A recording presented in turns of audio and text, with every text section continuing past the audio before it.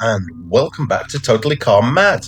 Today you're going to join me on another one of my crazy Petrolhead shopping online virtual dreaming sessions where we consider different track day cars that you could possibly convince yourself are a sensible thing to purchase, use daily and take on a track day for the odd weekend in the year that you actually get booked onto one and it's not pouring with rain. That's a bit long for a thumbnail and title, isn't it? But that's basically what we're doing here. Bit of dream shopping. I did a track day recently in my Focus ST. Thought maybe I should buy something a bit more track focused. So here's me exploring my dreams out online. The first thing we're going to look at is the kind of lower price bracket, that maybe under £3,000 mark. Probably easy to justify as a toy car, a track car. So let's dive in first of all with the Audi TT. Now the Gen 1 I think is a nailed on future classic and all that kind of jazz. They were such an iconic car, such a styling design win for Audi. It really did stand out. And now they're old. They're four-wheel drive. They got Audi's legendary Quattro system. If you get the 225, because obviously they came in 150, 180 and 225 horsepower, that's a decent amount of horsepower, but because it's a turbo engine and a stage 1 map and an intercooler and a this and that and the other, quickly gets you up nearer the kind of 250, 60, 80, maybe even up to 300 brake horsepower. You've got a lot of power to take on track in that little car. With its four-wheel drive system, it's going to help you stick to the road.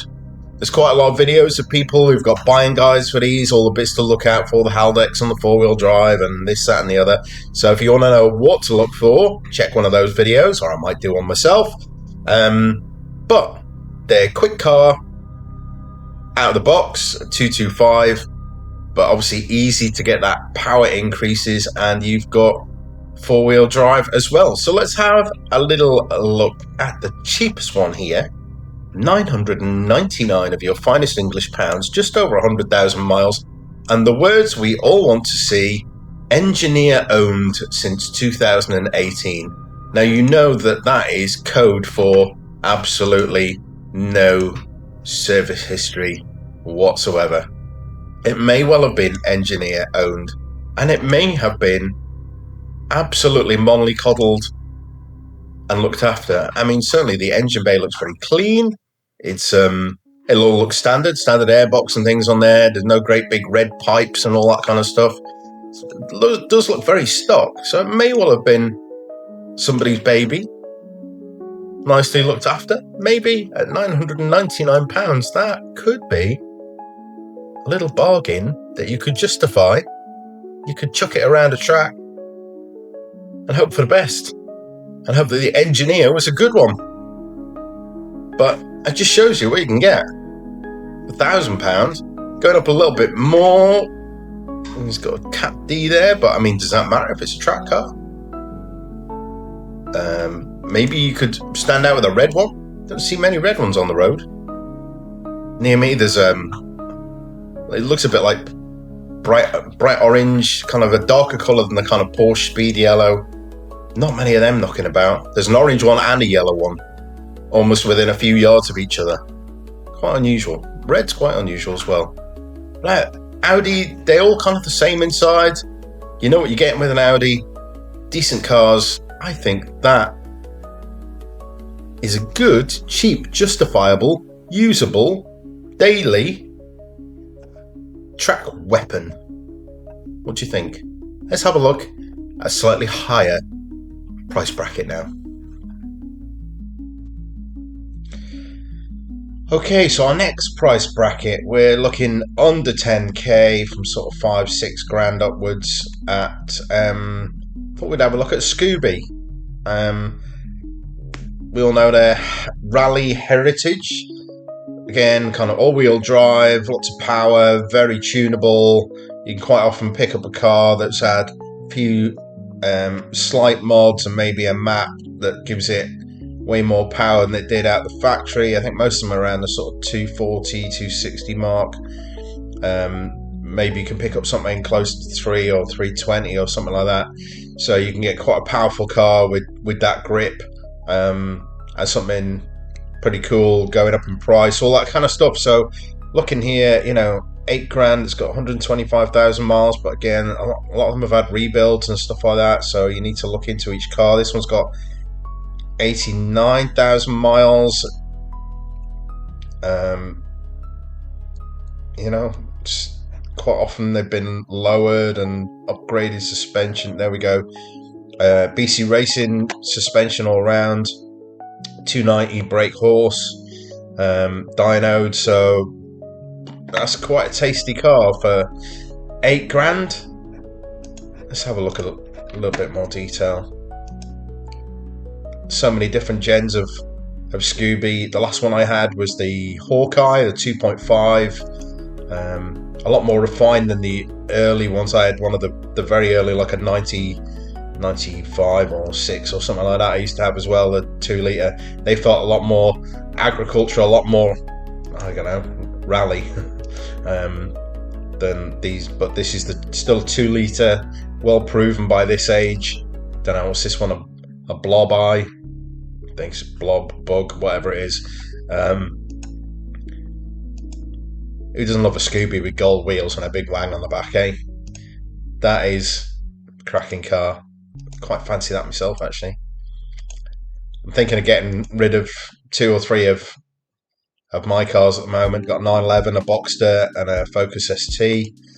I'm trying to think, is it worth rolling the dice, maybe blowing 2 of them off and having something like a Scooby as like the car that can do it all? So I don't know, what do you think of Scooby-Doo?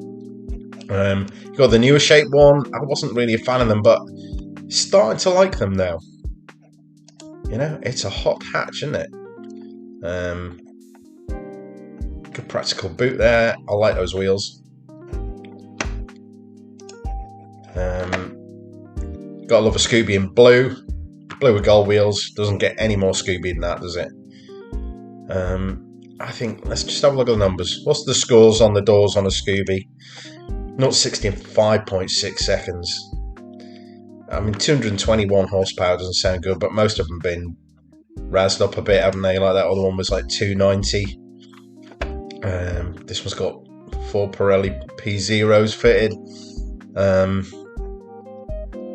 Water pump replaced, timing belt. Yeah. Cracking fun those. The only problem with a Scooby is a bit like the ST. When you get it on the pipe and that turbo starts going and you hear that rumble out the back, it just makes you want to drive fast. Which is alright on a track, isn't it? But you know, not anywhere else really. Here's the Hawkeye. That's the last Scooby I had. I don't like a little spoiler. I like a big picnic table on the back, to be quite honest. If you're going to do a Scooby, go all in. No half measures. This one's got leather seats. Mine didn't. It was cloth seats inside. Don't get a lot of creature comforts in a Scooby. I mean, mine had aircon and somebody had replaced their head unit with a Pioneer touchscreen or something. But like the interior on Scooby, pretty Spartan, to be quite honest. But you don't buy them for luxury. You buy them for noise, fun, and thuggishness, don't you? So, I mean, that's cheap. Is that a wagon? Yeah, you don't want a wagon on track, really, do you? They're very blue, those wheels. Not everyone's taste. Certainly stands out. Bet that's had a bit of work done. Got some jazzy headlights. I mean, they're nice wheels. Not sure I'd like them in that blue, but what do I? I don't know. What do you think? Do you like them in the blue? I think black kind of makes it look too bland. I don't know. I like gold wheels on a Scooby. What colour wheels would you have on this one? It's got a big wang now, like that. Popcorn bucket exhaust. Lot to like. What's this one had done to it? Anything tasty? Last owner for 7 years, no expense spared, 340 horsepower, roll cage, pink injectors. Oh, there we go. Loads and loads and loads of stuff done. Loads and loads. I mean, if you dig the blue wheels or you want to spray them gold, that looks a pretty cool car. So that's our kind of 5 to 10 grand section. What do you think about taking a Scooby out on the track? Let me know. What do you think of blue wheels? Let me know. Gold wheels, big spoiler. Tell me about your Scooby. Have you had one before? Fancy one now? Think they're going to go up in price? And you look at the Evos, I know there's not as many of them around. Evos go mental in price.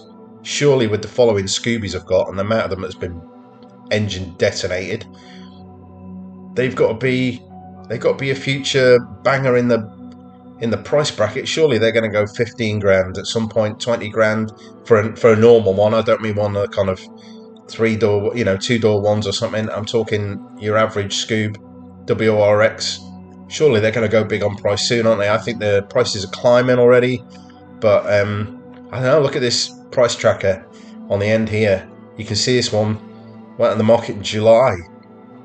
10 grand. It's dropped 2 grand. Don't forget this AT price tracker plugin. Really helpful for seeing where a price started and where it is today. This one's gone down 4 grand. Look at that. Ooh. I mean, not everyone likes that shape of Scoob, but just have a look at the scores on the doors on this. 5.2 seconds, 296 brake horsepower, 407 newton meters of torque. That's a lot of engine power to put down on a track. Remember what this is about. This is track day car that you can justify as usable for all round. 4-wheel drive, big hatch boot, 4 doors, 300 horsepower, 400 newton meters of torque, nice wheels. Doesn't need justify, doesn't it? The price has dropped 31% from where it was. It's been sailed since February. Why? Why has no one bought that car? Was that stinking, shocking, high-priced car? Is that what it should be? I don't know. Let me know. Have you got one of these? What do you think of them? Would you put your 9 grand in one of them, or in one of the Sloon Scoobies? Let me know. Let's have a look at something else now. Now, moving up into sort of 10k and above, say just under 10 and just under 15, you've got the Porsche Cayman.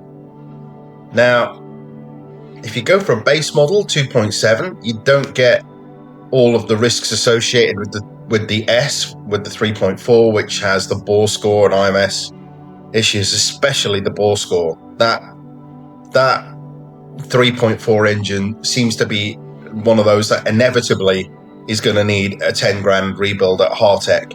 Nobody wants to do that.